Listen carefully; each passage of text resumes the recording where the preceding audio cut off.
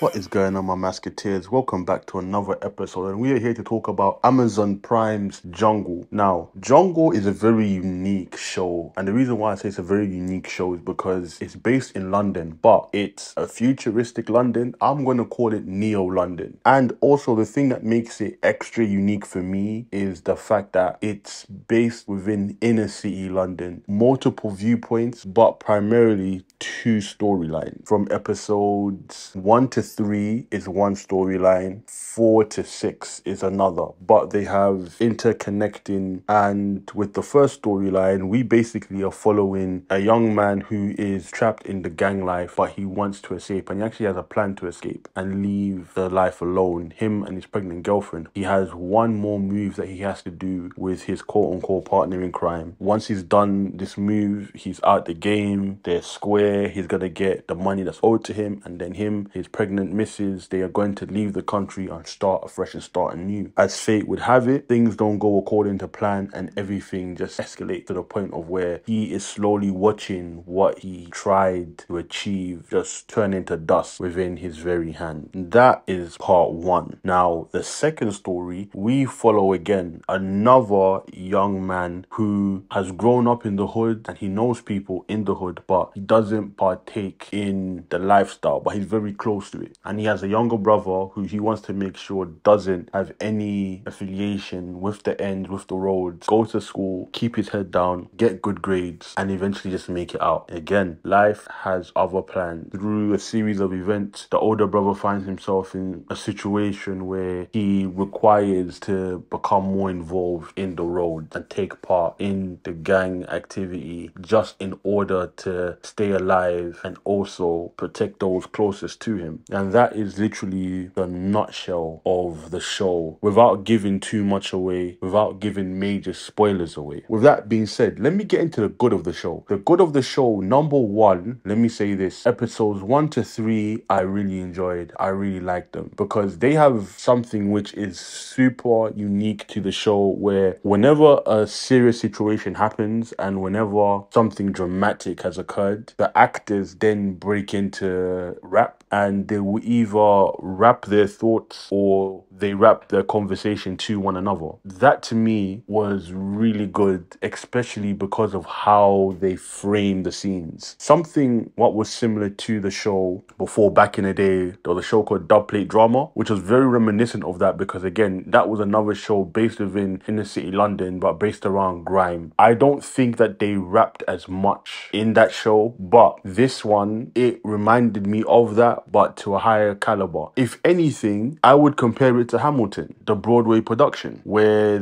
when it comes to key elements, they break out into rap and song. That's what they do in Jungle. And like I said, they execute it on such a high level. Another thing which I will say is that artistically and visually, this show is amazing. It's truly a piece of art. You can watch it visually. It has such a unique feel and look to it that I've never seen anything quite like it. And it's very unique. And again, that's testament to how this is a piece of art, which links back to my first compliment where I talked about the music. But music plays such an integral part of the show, and I feel the balance and how they're able to convey emotion through the music and the characters is done superbly. I'm using big words. That's how you know I'm impressed. And finally, when I say my biggest highlight of this show is man like R.A. R.A.W. Listen, for those of you that don't know who R.A. is a UK rapper, and I have been a fan of R.A. from a very long time. When it comes to one of the few UK artists that can give me street rap and be able to tell compelling stories, R.A. sits at the top of the table. Him, Gigs, Young Teflon as well. Those three, to me, when it comes to street rap and storytelling, league of their own. But R.A. brought so much energy, and every time he was on screen, he stole every scene that he was in. There's a particular scene when he meets up with his friend at a restaurant, and they're talking about doing one last move together. And I tell you, the interaction between those two right there, and the energy and the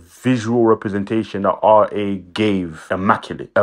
immaculate. And his look in the show, A1. A1. Listen, RA to me made that show so sick, so sick. He did his thing. RA was a highlight for me within that show. He's definitely one of the positives. Let me get into my bad of the show. I'm not gonna lie to you, 4 to 6 I felt let the show down, only because of how disjointed it was, especially with the way episode 3 ends, only for it then to kind of flip to a new story. And even within the second story, the parts that link it to the first are so minimal that you miss it, and it doesn't carry enough weight to justify why it exists after the first part. I felt you could have reversed the order of things. If you made episodes 4 to 6 the first part and episodes 1 to 3 the second part, I thought that would have worked better. For me, the second act let the show down, mostly because of the acting as well. Let me not lie to you. The acting in the second part was not it. I feel a lot of these actors within the second part, they're actually more artists than actors, whereas the first part had more actors than rappers. I could be wrong, but I feel the first part had more actors than rappers, and the second part had more rappers than actors, because the acting in the second part was just dog shit. The dialogue was terrible, the interactions were not the best, and as well, the storyline and people's motivations round each other just didn't make any sense. There's like a scene where the main guy, the protagonist, is talking to the girl, and he says and he tells her something which again didn't make any sense, because they haven't even built up the relationship enough for him to tell her what he told her. And even how he did it, to me, it wasn't good. The dialogue was just subpar. Visually, in part 2, it's got amazing scenes, but dialogue-wise, character interaction and character motivation was seriously lacking in that area. I wasn't really a big fan. My verdict for Jungle, as a whole, I'm gonna have to give Jungle a 6 out of 10. I think visually, it's amazing. You won't find any show that looks like it, and I was so impressed with the fact of it being a city, it being a story told about inner city London, looked so rich and so vibrant, and you can tell a lot of money and care went into it, which I can greatly appreciate. It made me really think of how far we've come in terms of not only being able to tell our own narratives, but also being able to showcase our vision and our artistic talent in telling our own narrative. So for that, 100% I really liked. But again, it's the second half of the show to me that let it down. I thought the first half, amazing. It was literally a 9 out of 10 for me. The second half, there was so many things that just didn't sit well with me and jarred me so much that it brought the score down from a 9 to a 6. RA is the reason why I got a 6. If I RA, I would have given this thing a 5. That's something, I guess.